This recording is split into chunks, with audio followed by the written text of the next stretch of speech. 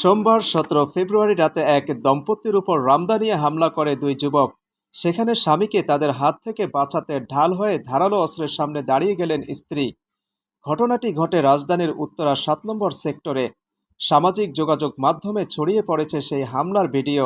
সেখানেই দেখা গিয়েছে স্বামীকে বাঁচাতে ঢাল হয়েছিলেন স্ত্রী।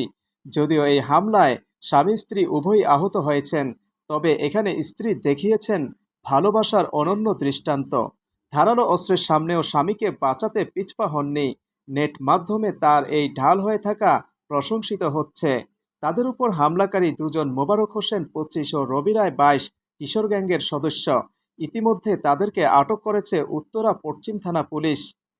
থানা পুলিশ সূত্রে জানা যায়, গাড়ির সঙ্গে মোটরসাইকেল ধাক্কা লাগায় কথা কাটাকাটি হয়।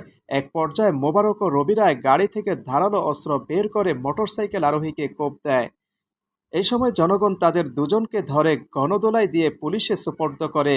এ বিষয়ে উত্তরা পশ্চিম থানার ওসি হাফিজুর রহমান জানান, এই ঘটনায় দুজনকে আটক করা হয়েছে।